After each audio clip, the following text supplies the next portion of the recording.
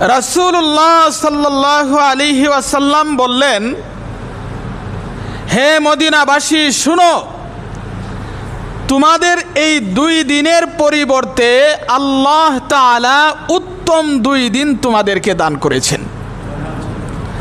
একটি হলো ঈদুল ফিতর, রোজার ঈদ, আর একটি হলো ঈদুল আযহা, কুরবানির ঈদ।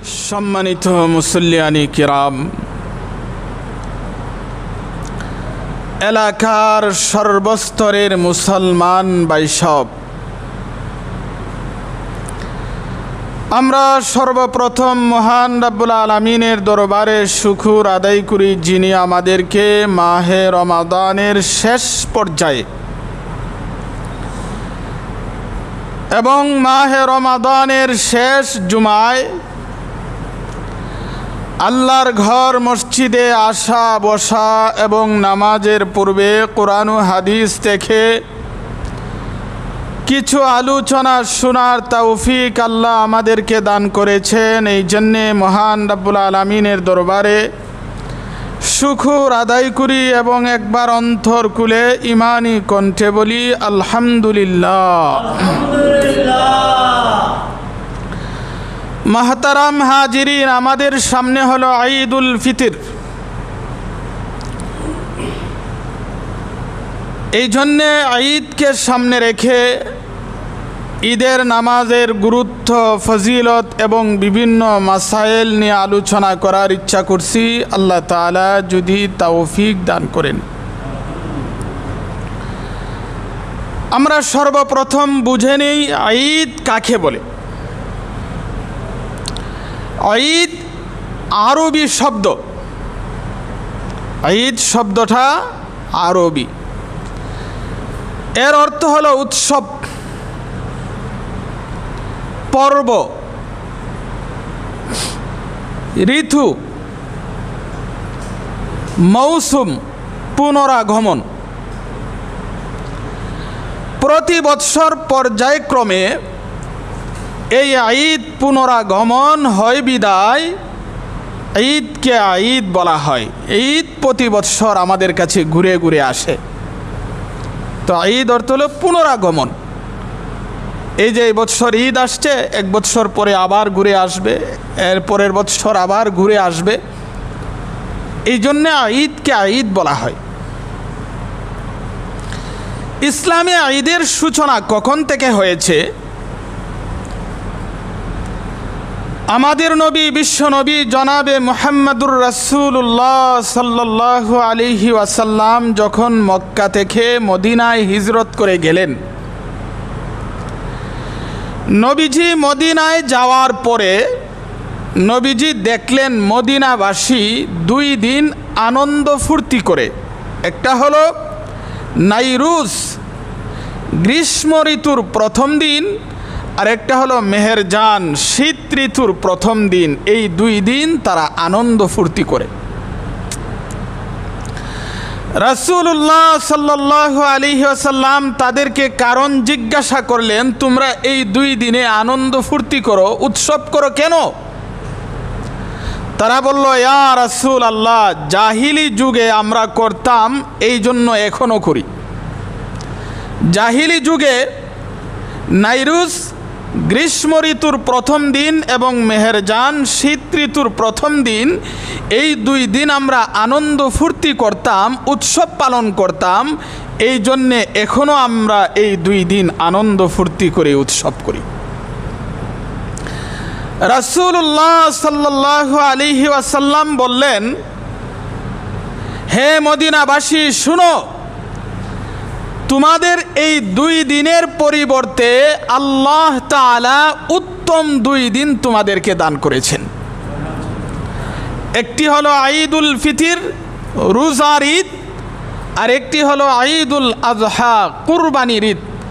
আল্লাহ তোমাদেরকে উত্তম 2 দিন দান করেছেন। সুতরাং আজ থেকে তোমরা যে 2 দিন আনন্দ ফুর্তি করো, এই 2 দিন বাদ দিয়ে ইসলাম ধর্মে যে 2 দিন নির্ধারণ করেছেন, এই 2 দিন তোমরা আজ থেকে আনন্দ ফুর্তি করবা। এই হাদিস দ্বারা আমরা বুঝলাম মুসলমানের বাৎসরিক ঈদ কয়টা? দুইটা। কিন্তু আমাদের সমাজে বেদাতিরা রবিউল আউয়ালে আরেকটা নতুন কইরা ঈদ বানাইছে, আবার এটাকে বড় ঈদ বলে। অথচ এই হাদিস দ্বারা পরিষ্কার হয়ে গেল মুসলমানের ঈদ হলো দুইটা। তখন থেকে ইসলামে ঈদের সূচনা হয়েছে। ঈদের রাতের গুরুত্ব ও ফজিলত, ঈদের রাতের অনেক ফজিলত আছে, এই রাত্রের অনেক গুরুত্ব আছে। এক হাদিসে রাসূলুল্লাহ সাল্লাল্লাহু আলাইহি ওয়াসাল্লাম বলেন, যে ব্যক্তি সওয়াবের প্রত্যাশায়, সওয়াবের আশায় উভয় ঈদের রাতে ইবাদত করে, তার অন্তর সেদিন মরবে না যেদিন মানুষের অন্তর মরে যাবে। ইবনে মাজার হাদিস। তো রাসূলুল্লাহ সাল্লাল্লাহু আলাইহি ওয়াসাল্লাম বলেন, উভয় ঈদের রাতে যে ইবাদত বন্দিগি করে কাটাবে, ওই দিন তাদের অন্তর মরবে না যেদিন অন্যান্য মানুষের অন্তর মারা যাবে। এর ব্যাখ্যা কি? এই হাদিসের ব্যাখ্যায় উলামায়ে কেরামগণ বলেন, এর মধ্যে একটা ব্যাখ্যা হলো, কিয়ামতের ভয়ঙ্কর ও বিভীষিকাময় পরিস্থিতির মধ্যে যখন কেউ কাউকে চিনবে না, বাবা ছেলেকে চিনবে না, ছেলে বাবাকে চিনবে না, সবাই ইয়া নফসি বলবে, কেউ কাউকে চিনবে না, তখন ওই ব্যক্তি ভয়ভীতিহীন অবস্থায় থাকবে। এর ব্যাখ্যা হলো এটা একটা। এর দুই নাম্বার আরেকটা ব্যাখ্যা হলো, কোনো উলামায়ে কেরামগণ বলেন, ওই ব্যক্তির কলব দুনিয়ার মুহে অন্ধ হবে না। যে ব্যক্তি উভয় ঈদের রাতে, ঈদুল ফিতর এবং ঈদুল আজহার রাতে ইবাদত বন্দিগি করে কাটাবে, ওই ব্যক্তির কলব অন্তর দুনিয়ার লোভে, নারীর লোভে, পদের লোভে, এই সকল লোভের মুহে অন্ধ হবে না। আল্লাহ তাআলা তাদেরকে হেফাজত করবেন। এই জন্য ঈদের রাতের অনেক গুরুত্ব আছে, অনেক ফজিলত আছে। অন্য আরেক হাদিসে রাসূলুল্লাহ সাল্লাল্লাহু আলাইহি ওয়াসাল্লাম বলেন, যে ব্যক্তি 5টি রাতে ইবাদত করবে, 5টি রাত জেগে ইবাদত করবে, জান্নাত তার জন্য ওয়াজিব হয়ে যাবে। কয়টা রাত বলুন? 5টি রাত। রাসূলুল্লাহ সাল্লাল্লাহু আলাইহি ওয়াসাল্লাম বলেছেন, যে ব্যক্তি 5টি রাত জেগে ইবাদত করবে, ইবাদত বন্দিগির মাধ্যমে কাটাবে, জান্নাত তার জন্য ওয়াজিব হয়ে যাবে। 1 নাম্বার হলো জিলহজ মাসের 8 তারিখের রাত, 2 নাম্বার হলো জিলহজ মাসের 9 তারিখের রাত, 3 নাম্বার হলো ঈদুল আজহার রাত, কুরবানির ঈদের রাত, 4 নাম্বার হলো ঈদুল ফিতরের রাত, রোজার ঈদের রাত, 5 নাম্বার হলো শাবান মাসের 15 তারিখের রাত। রাসূলুল্লাহ সাল্লাল্লাহু আলাইহি ওয়াসাল্লাম বলেন, যে ব্যক্তি এই 5টি রাতে ইবাদত করবে, জেগে জেগে ইবাদত করে কাটাবে, জান্নাত তার জন্য ওয়াজিব হয়ে যাবে। তাহলে এর মধ্যে একটা রাত হলো ঈদুল ফিতর, ঈদুল আজহা, ঈদের রাত। ঈদের রাতে ইবাদত বন্দিগি করে কাটালে জান্নাত ওয়াজিব হয়ে যায়। অন্য আরেক হাদিসে হযরত আব্দুল্লাহ ইবনে উমর রাদিয়াল্লাহু তাআলা আনহুমা থেকে বর্ণিত, রাসূলুল্লাহ সাল্লাল্লাহু আলাইহি ওয়াসাল্লাম ইরশাদ করেন, 5টি রাত আছে, ওই রাতে দোয়া করলে দোয়া বিফলে যায় না, আল্লাহ তাআলার কাছে কবুল হয়ে যায়। কয়টা রাত? 5টি রাত। এর মধ্যে একটি হলো জুমার রাত। জুমার রাতে দোয়া করলে আল্লাহ তাআলা দোয়া কবুল করেন, এই জন্য জুমার রাতে দোয়া করার চেষ্টা করবেন।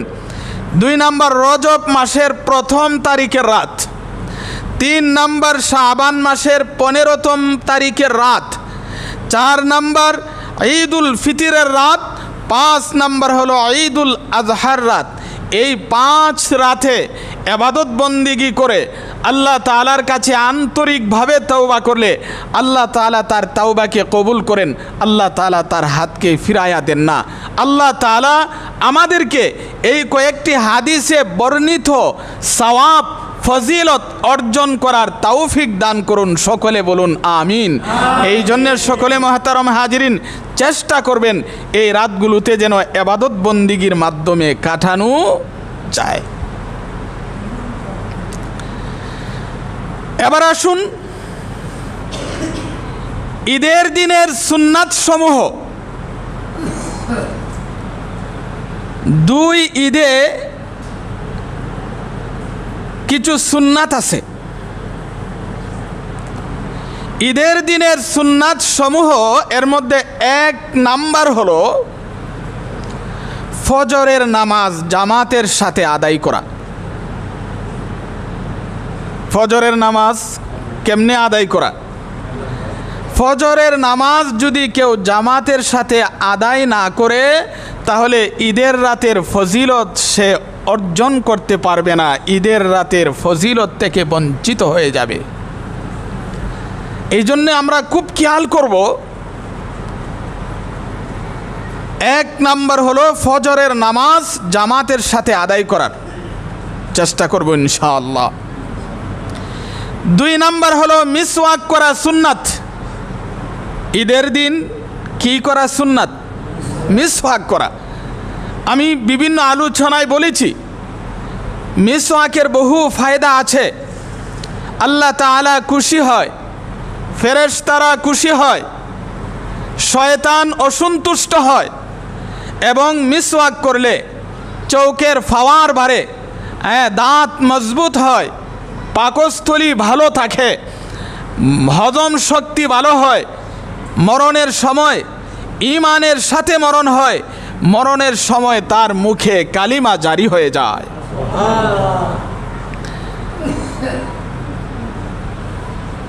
ঈদের দিনের সুন্নাত সমূহের 2 নাম্বার সুন্নাত হলো মিসওয়াক করা। ব্রাশ করা এটা হারাম নয়, ব্রাশ করা জায়েজ আছে, কিন্তু ব্রাশ করা এটা সুন্নাত না। মিসওয়াক করা হলো সুন্নাত, মিসওয়াক করার চেষ্টা করবেন। 3 নাম্বার ঈদের দিনের সুন্নাত হলো গোসল করা। যাদের উপরে ঈদের নামাজ ওয়াজিব তাদের জন্য গোসল করা সুন্নাত। যাদের উপরে ঈদের নামাজ ওয়াজিব তাদের জন্য গোসল করা। সুতরাং মহিলারা এদের উপরে জুমার নামাজ ওয়াজিব না, গোসল করা এদের জন্য সুন্নাত নয়। হ্যাঁ, এমনি তো গোসল করতে পারে, কিন্তু আমাদের সমাজের যে অবস্থা, নিজে গোসল না করে ঈদের দিন সকালবেলায় গরু ছাগলরে গোসল দেয়, আছে না নাই? এমনও আমি দেখেছি গরু ছাগলরে গোসল দিতে দিতে নিজের নামাজ শেষ, নামাজের টাইম জায়গা। গরু ছাগলের উপরে ঈদের নামাজ আছে, তো এদেরকে নিয়ে এত ব্যস্ত কেন? নিজের খবর নাই। এই জন্য মুহতারাম হাজিরিন, ঈদের দিনের সুন্নাত সমূহের 3 নাম্বার সুন্নাত হলো যাদের উপরে ঈদের নামাজ ওয়াজিব তাদের জন্য গোসল করা সুন্নাত। সুতরাং গরু ছাগল নিয়ে ব্যস্ত হয়ে যায়েন না, বাড়ি ঘর নিয়ে ব্যস্ত হয়ে যায়েন না, নিজের শরীর পরিষ্কার করার চেষ্টা করবেন, টাইম মতো নামাজ পড়ার চেষ্টা করবেন। 4 নাম্বার ঈদের দিনের সুন্নাত হলো শরীয়ত সম্মত সাজসজ্জা করা এবং সুগন্ধি ব্যবহার করা। শরীয়ত সম্মত সাজসজ্জা এই জন্য বলা হয়েছে, ঈদের সময় আসলে দেখা যায় যুবক ছেলেরা ইহুদি খ্রিস্টানের কালচার অনুসরণ করে, ইহুদি খ্রিস্টানের মডেল অনুসরণ করে চুল কাটে, ইহুদি খ্রিস্টানের অনুসরণ করে পোশাক পরিধান করে, ইহুদি খ্রিস্টানের অনুসরণ করে মহিলা পুরুষ সাজসজ্জা করে। এই জন্য বলা হয়েছে শরীয়ত সম্মত সাজসজ্জা করা। এমনভাবে ঈদের দিনে সাজসজ্জা করা যাবে না যেই সাজসজ্জা ইহুদি খ্রিস্টানের সাথে মিল হয়ে যায়, ইহুদি খ্রিস্টানের সাথে সাদৃশ্য হয়ে যায়। মুসলমানরা সাজসজ্জা করবে চুল কাটবে তো সুন্নত তরিকায়, মুছ দাড়ি কাটবে তো সুন্নত তরিকায়, এবং পোশাক পরবে তো সুন্নত তরিকায়, যে কোনো সাজসজ্জা করবে সুন্নত তরিকায় করবে, ইহুদি খ্রিস্টানের মতো না। এই জন্য বলা হয়েছে ঈদের দিনের 4 নাম্বার সুন্নাত হলো শরীয়ত সম্মত সাজসজ্জা করা, ইহুদি খ্রিস্টানের সাদৃশ্য অনুসরণ করে নয়, এবং সুগন্ধি ব্যবহার করা। আল্লাহ তাআলা আমাদেরকে সুন্নত তরিকায় সাজসজ্জা গ্রহণ করার তৌফিক দান করুন। 5 নাম্বার, সামর্থ্য অনুযায়ী উত্তম পোশাক পরিধান করা। আপনার সামর্থ্য আছে 100 টাকা গজের কাপড় পরিধান করার, 500 টাকার গজের কাপড় পরিধান করা কি আপনার জন্য সুন্নাত? আপনার সামর্থ্য অনুযায়ী আপনি পোশাক পরিধান করবেন। আর সুন্নাত আদায়ের জন্যে নতুন পোশাক হতে হবে এটা কিন্তু জরুরি না। পুরান জামাও যদি ধোয়া ইস্তারি দিয়া সুন্দর করে পরেন তাও চলবে, আপনার সামর্থ্য অনুযায়ী আপনি পোশাক পরিধান করবেন। কিন্তু দেখা যায় আমাদের সমাজে এমন হয়ে গেছে, নতুন জামা না হইলে ঈদই হয় না। গত বছর যেটা দিয়া ঈদ করছে এই বছর তো এটা দিয়া হবেই না। মহিলাদের এমন অভ্যাসটা একটু বেশি, এরা এক কাপড় দিয়া 2 ঈদ করা সম্ভব না, কিন্তু পুরুষে একই পাঞ্জাবি দিয়া 2 ঈদ করতেছে, এতে কোনো অসুবিধা নাই। মহিলারা যে জামা দিয়া একবার ঈদ করে লাইছে এটা দিয়ে আর হবে না, এটা মহিলাদের অভ্যাস। মহিলারা যদি একটা জামা পরে কোথাও বেড়াইতে যায়, এরপরে যদি আপনি আরেকবার ওই বাড়িতে যেতে হয়, এই জামা পরে কিয়ামত হইলেও আর যাইতো না, কারণ এটা তো দিক লাইছে। এটা হলো মহিলাদের অভ্যাস। আর পুরুষ এক জামা পরে বিয়ের বাড়িতে প্রতি বছর যাইতেছে, প্রতি মাসে যাইতেছে, প্রতি সপ্তাহ যাইতেছে, কোনো অসুবিধা নাই। কিন্তু মহিলাদের মেজাজ অভ্যাস এমন হয়ে গেছে, এরা একটা জামা পরে একবার এক জায়গায় গেলে আর দ্বিতীয়বার যেতে পারে না। তো বলছি মহতারাম হাজিরিন, ঈদের দিনের সুন্নাত 5 নাম্বার হলো সামর্থ্য অনুযায়ী উত্তম পোশাক পরিধান করা, তবে সুন্নাত আদায়ের জন্যে নতুন পোশাক হওয়া জরুরি না। 6 নাম্বার, ঈদুল ফিতরে ঈদগাহে যাওয়ার পূর্বে মিষ্টি জাতীয় জিনিস, খেজুর, সেমাই অথবা মিষ্টি জাতীয় কোনো কিছু খেয়ে যাওয়া, এটা একটা সুন্নাত ঈদুল ফিতরে। কিন্তু ঈদুল আজহায়, কুরবানির ঈদে কোনো কিছু না খেয়ে যাওয়া, নামাজ পড়ে বাড়িতে এসে কুরবানি করে কুরবানির গোশত দিয়া প্রথম খাওয়া সুন্নাত। এই জন্যে ঈদুল আজহার নামাজ, কুরবানির ঈদের নামাজ একটু তাড়াতাড়ি পড়া উচিত, কারণ দেরি করলে খানা খাইতে দেরি হবে। আর ঈদুল ফিতরের নামাজ একটু দেরি হলেও অসুবিধা নাই, তো কুরবানির ঈদের নামাজটা একটু তাড়াতাড়ি পড়া। তাহলে বলছি 6 নাম্বার সুন্নাত হলো ঈদুল ফিতরে ঈদগাহে যাওয়ার পূর্বে মিষ্টি জাতীয় জিনিস খেয়ে যাওয়া, আর ঈদুল আজহায় কোনো কিছু না খেয়ে যাওয়া, নামাজ পড়ে কুরবানি করে কুরবানির গোশত দিয়া খাওয়া, এটা একটা সুন্নাত। 7 নাম্বার ঈদের দিনের সুন্নাত হলো সকাল সকাল ঈদগাহে যাওয়া। আমাদের দেশের মুসল্লিরা একবারে নাকে লাগায় যায়, যাতে গিয়ে কোনো মতে নামাজটা দরকারে, নামাজ শুরু হয়ে যায়, দেখা যায় রাস্তার মধ্যে লাইন আসতেছে। আচ্ছা, কি কাজে, কি ব্যস্ততায়? ঈদের নামাজে 1 ঘন্টা আগে, 1.5 ঘন্টা আগে গেলে সমস্যাটা কি? এই জন্য মহতারাম হাজিরিন, ঈদের দিনের 7 নাম্বার সুন্নাত হলো সকাল সকাল ঈদগাহে যাওয়া। ঈদের নামাজে আগে আগে যাওয়ারই চেষ্টা করবেন। দেখা যায় ঈদের নামাজের 10 মিনিট আগেও মাঠ খালি, 10 মিনিটের ভিতরে মাঠ ভরে গেছে, একবারে খাড়ায় খাড়ায় যায়, এটা সুন্নাত না।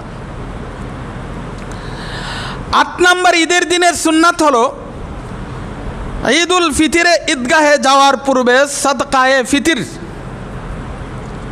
আদায় করে যাওয়া, যাদের উপরে ফিতরা ওয়াজিব, ঈদের নামাজে যাওয়ার আগে আগে এগুলো শেষ করে যাওয়া, যারা যেন এতিম মিসকিন গরিবরা পেয়ে তারা ঈদের আনন্দ খুশি করতে পারে। এই জন্য ঈদের নামাজের পরে দিলে তো আর আনন্দ খুশি করতে পারবে না, ঈদের নামাজের আগে শেষ করে যাওয়া।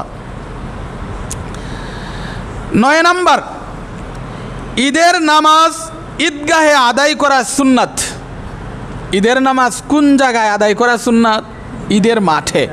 হ্যাঁ, মসজিদেও জায়েজ আছে। বৃষ্টি যদি হয় বা কোনো অসুবিধা হয় তাহলে মসজিদে পড়েন, তাতে কোনো অসুবিধা নাই। কিন্তু ঈদের নামাজ ঈদগাহে, ঈদের মাঠে গিয়া পড়াটা হলো সুন্নাত। আর আলহামদুলিল্লাহ আপনাদের গ্রামের সবাই তো আপনারা ঈদগার মাঠে গিয়ে নামাজ পড়েন, সুতরাং এই সুন্নতের উপর তো আপনাদের আমল হয়। বিশেষ কোনো অসুবিধার কারণে মাঝে মাঝে মসজিদে ঈদের নামাজ আদায় হয়। 10 নাম্বার, ঈদগাহে ঈদের মাঠে এক রাস্তায় যাওয়া আর এক রাস্তায় আসা। আলহামদুলিল্লাহ আপনাদের গ্রামের রাস্তাঘাট একটু কঠিন ছিল, এখন তো আলহামদুলিল্লাহ মোটামুটি সুবিধা, এক রাস্তায় যেতে পারেন আর এক রাস্তায় আসতে পারেন। এই জন্য ঈদের নামাজে আপনি এক রাস্তায় যাবেন, আসার সময় আরেক রাস্তায় আসবেন, এটা আরেকটা সুন্নাত। 11 নাম্বার, ঈদের দিনের সুন্নাত হলো ঈদের নামাজে যে যাবেন, যদি ঈদের মাঠ বেশি দূরে না হয় পায়ে হেঁটে যাওয়া। এমনও মুসল্লি আছে একবারে ঈদের মাঠ কাছে, এরপর একটা রিক্সা লয়, প্রাইভেট কার লয়, হুন্ডা লয়, বেড়ার যে গাড়ি আছে দেখাই তুইব না। একটু হাইটে গেলে সমস্যা কি? 5-10 মিনিট হাঁটলে সমস্যা কি? যদি বেশি দূরে হয়, কয়েক মাইল হাইটে যাইতে হয়, অসুবিধা, তাহলে গাড়ি নিতে পারেন। কিন্তু বেশি দূরে না হলে পায়ে হেঁটে ঈদের নামাজে যাওয়া সুন্নাত। 12 নাম্বার, ঈদুল ফিতরে ঈদগাহে যাওয়ার সময় আস্তে আস্তে তাকবীর বলা।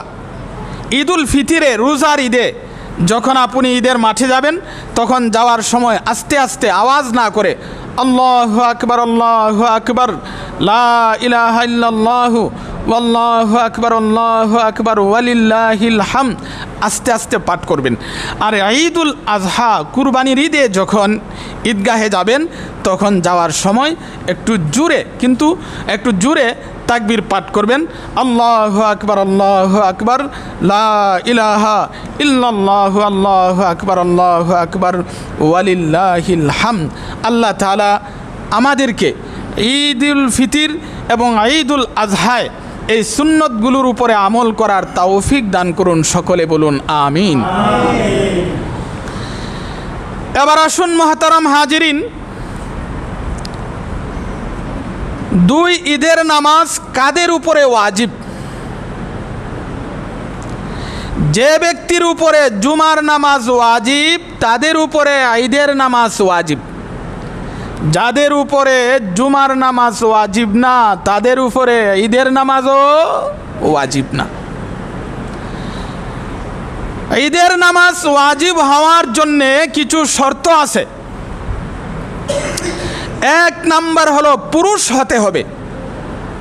কোনো মহিলার উপরে ঈদের নামাজ ওয়াজিব না। কোনো জায়গাতে দেখা যায় মহিলারাও ঈদের নামাজে অংশগ্রহণ করে।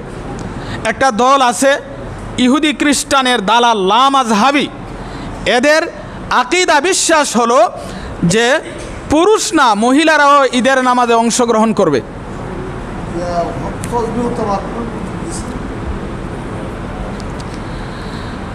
তাহলে পুরুষ হওয়া, মহিলাদের উপরে ঈদের নামাজ ওয়াজিব না, মহিলাদের উপরে জুমার নামাজও ওয়াজিব না।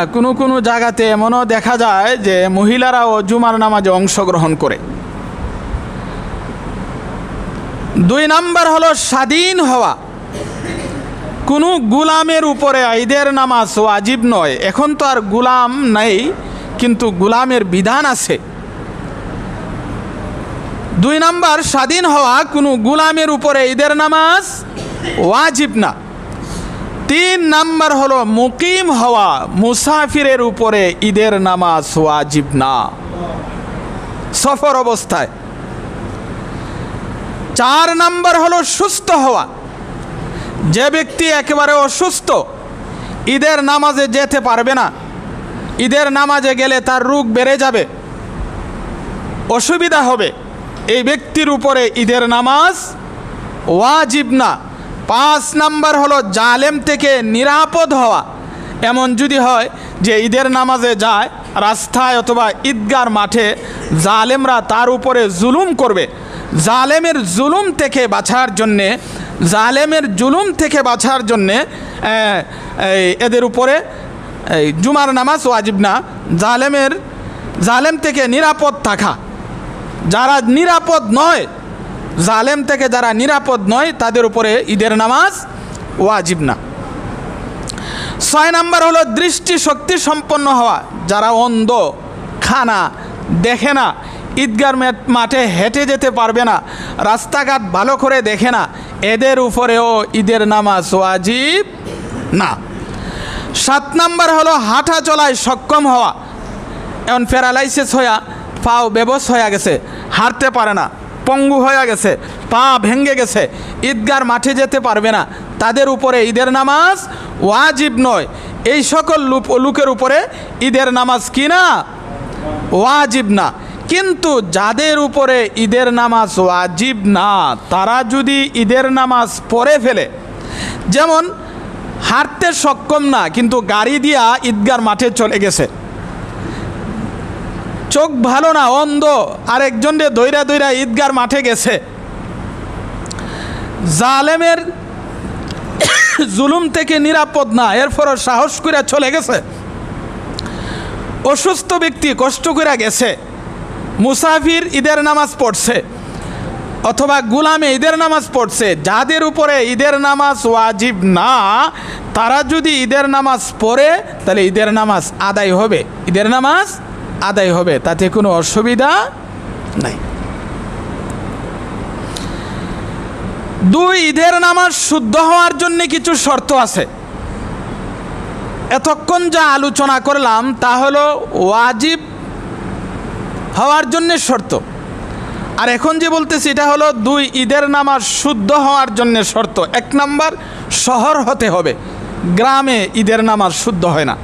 এখন প্রশ্ন হবে, বগডহর তো গ্রাম, ফিকহের পরিভাষায়, ফুকাহায়ে কেরামের পরিভাষায় বাংলাদেশে কোনো গ্রাম নাই, সব শহর। সুতরাং বাংলাদেশের যে কোনো গ্রামে ঈদের নামাজ শুদ্ধ হবে, জুমার নামাজ শুদ্ধ হবে, এবং একই গ্রামে একাধিক জামাতও শুদ্ধ হবে, কোনো অসুবিধা নাই। 1 নম্বর হলো শহর অথবা শহরতলি হওয়া। ফিকহের পরিভাষায় যেটাকে গ্রাম বলে ওই জায়গাতে ঈদের নামাজ শুদ্ধ না। 2 নম্বর, ঈদের নামাজ শুদ্ধ হওয়ার জন্যে দেশের শাসনকর্তা অথবা তার প্রতিনিধি উপস্থিত থাকতে হবে। আমাদের শাসনকর্তা ছিলেন মহিলা, আগে হাসিনা, খালিদা, এরা কি ঈদের নামাজ পড়াইতে পারবো? বর্তমান ডক্টর ইউনুস পড়াতে পারবে? তাহলে বলতেছে ঈদের নামাজ শুদ্ধ হওয়ার জন্যে সরকার অথবা সরকারের প্রতিনিধি থাকতে হবে, তারা ঈদের নামাজ পড়াবে। ইসলামী রাষ্ট্র যদি হয় তাহলে অবশ্যই বড় একজন আলেম প্রধান হবে, আল্লামা মামুনুল হক সাহেব হবে। যদি ইসলামী রাষ্ট্র হয় তাহলে আপনাদের ইউনিয়নের চেয়ারম্যান হবে একজন আলেম, মেম্বার হবে আলেম, তাহলে ঈদের নামাজ পড়াতে তো কোনো আর অসুবিধা নাই।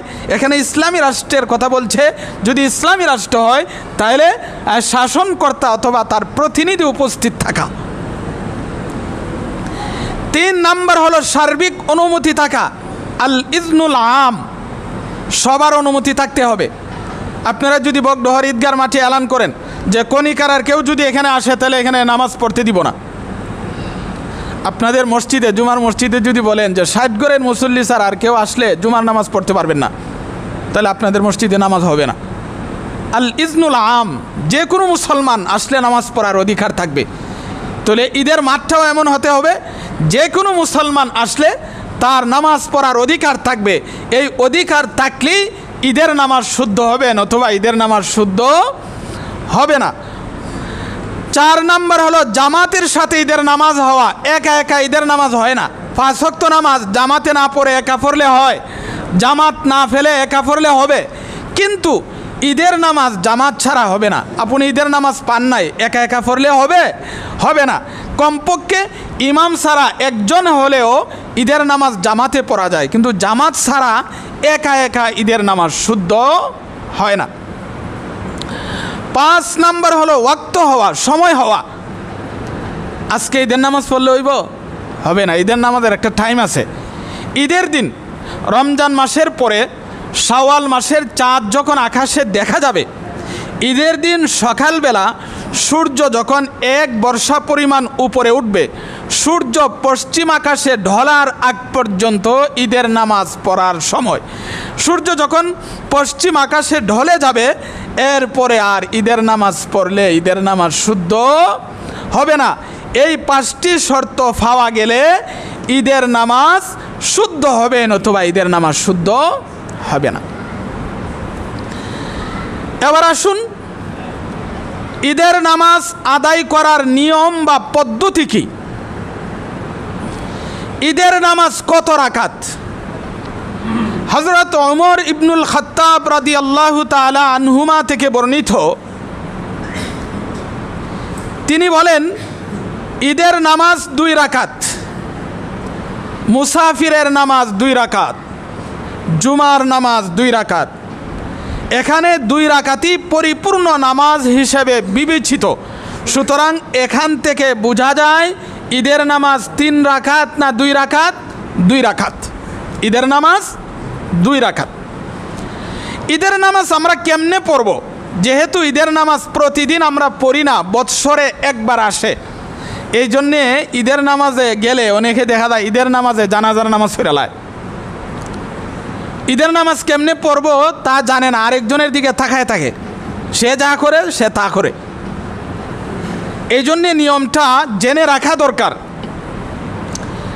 ঈদের নামাজ পড়ার নিয়ম হলো, ঈদের নামাজ আদায়ের পূর্বে মনে মনে নিয়ত করতে হবে। 1 নাম্বার কি করতে হবে বলেন? নিয়ত করবেন এবং মুখে বলবে আমি আল্লাহ তাআলার জন্য ঈদুল আজহা বা ঈদুল ফিতর এর 2 রাকাত ওয়াজিব নামাজ পড়ার নিয়ত করছি এবং এই ইমামের পিছনে ইক্তেদা করছি বা করলাম। প্রথমে কি করবেন? নিয়ত করবেন। নিয়ত করার পরে ইমাম এবং মুক্তাদি, নিয়তের পরে ইমাম এবং মুক্তাদি আল্লাহু আকবার তাকবীর বলে উভয় হাত কান পর্যন্ত উঠাবেন। কান পর্যন্ত উঠায়া নাভির নিচে উভয় হাত বাঁধবেন। ইমাম এবং মুক্তাদি উভয়ে সানা পড়বেন। উভয়ে কি পড়তেইব? সানা। সানা পড়ার পরে অতিরিক্ত 3টি তাকবীর দিতে হবে। আল্লাহু আকবার বলে কান পর্যন্ত হাত উঠায় হাত ছেড়ে দিতে হবে। আবার দ্বিতীয় তাকবীর আল্লাহু আকবার বলে কান পর্যন্ত উঠায় হাত ছেড়ে দিতে হবে। আবার তাকবীর দিয়া কান পর্যন্ত উঠায়া এরপরে হাত বাঁধবেন। তৃতীয় তাকবীরে হাত বেঁধে এরপরে ইমাম সাহেব আউযু বিল্লাহ বিসমিল্লাহ পূর্ণ পড়বে। এরপরে সূরা ফাতিহা পড়বে, সূরা মিলাবে। এরপরে অন্যান্য নামাজের মতো রুকু যাবে, সেজদায় যাবে, রুকু আদায় করবে, সেজদা করবে। সেজদা থেকে উঠার পরে দ্বিতীয় রাকাতে ইমাম সাহেব সূরা ফাতিহা পড়বে, সূরা মিলাবে। এরপরে অতিরিক্ত 3টা তাকবীর দিবে। আল্লাহু আকবার, আল্লাহু আকবার, আল্লাহু আকবার। প্রত্যেক তাকবীরে কান পর্যন্ত হাত উঠাবে, প্রত্যেক তাকবীরে হাত ছেড়ে দিবে। চতুর্থ তাকবীর দিয়ে হাত বাঁধবে। তো চতুর্থ তাকবীর দিয়ে রুকুতে চলে যাবে এবং বাকি নামাজ অন্যান্য নামাজের মতো আদায় করবে। এত কঠিন কোনো বিষয় না, কিন্তু আমরা তো আর সারা বছর পড়ি না। হঠাৎ করে যখন ঈদের নামাজ সামনে আমাদের আসে তখন আমরা অনেক ভুল করে ফেলি। এই জন্য আমরা খেয়াল রাখব যেন শুদ্ধভাবে ঈদের নামাজ আদায় করতে পারি। মুহতারাম হাজিরিন,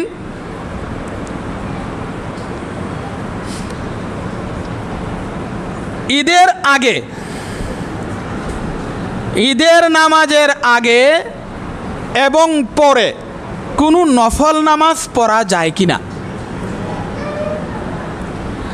হযরত আব্দুল্লাহ ইবনে আব্বাস রাদিয়াল্লাহু তাআলা আনহুমা থেকে বর্ণিত, নবী করিম সাল্লাল্লাহু আলাইহি ওয়াসাল্লাম ঈদুল ফিতরের দিন বের হলেন, 2 রাকাত নামাজ আদায় করলেন, কিন্তু ঈদের নামাজের আগে নবীজি কোনো নামাজ পড়লেন না। অন্য এক হাদিসে আছে, হযরত আবু সাঈদ খুদরি রাদিয়াল্লাহু তাআলা আনহু থেকে বর্ণিত, নবী করিম সাল্লাল্লাহু আলাইহি ওয়াসাল্লাম ঈদের নামাজের পূর্বে কোনো নামাজ পড়তেন না এবং ঈদের নামাজের পরে ঈদগার মাঠে কোনো নামাজ পড়তেন না, তবে ঘরে গিয়া 2 রাকাত নামাজ আদায় করতেন। এই 2টা হাদিস থেকে পরিষ্কার হয়ে যায় ঈদের নামাজের আগে বাড়িতে কোনো নফল নামাজ পড়া যাবে না। ঈদের নামাজের আগে বাড়িতে কোনো নফল নামাজ পড়া যাবে? যে আজকে ঈদের দিন ঈদের নামাজে যাওয়ার আগে আমি 2 রাকাত বা 4 রাকাত নফল নামাজ পড়ি। ঈদের নামাজের আগে বাড়িতে কোনো নফল নামাজ পড়া যায় না। এবং ঈদের নামাজের পরে ঈদগার মাঠে, ঈদের নামাজ শেষ, সবাই চলে গেছে, আপনি ঈদগার মাঠে রয়ে গেলেন, ঈদগার মাঠে তাইকা 2 রাকাত 4 রাকাত নফল নামাজ পড়ে আসলেন। এটা ঠিক না। ঈদের নামাজের পরে ঈদগার মাঠে কোনো নফল নামাজ পড়া যায় না, কিন্তু বাড়িতে এসে নফল নামাজ পড়া যায়। আমাদের নবী ঈদের নামাজের আগে কোনো নফল নামাজ পড়তেন না, ঈদের নামাজের পরে বাড়িতে এসে 2 রাকাত নফল নামাজ পড়তেন। আল্লাহ তাআলা আমাদের সবাইকে ঈদুল ফিতরের এই কথাগুলো স্মরণ রেখে আমল করার তৌফিক দান করুন। সকলে বলুন আমিন।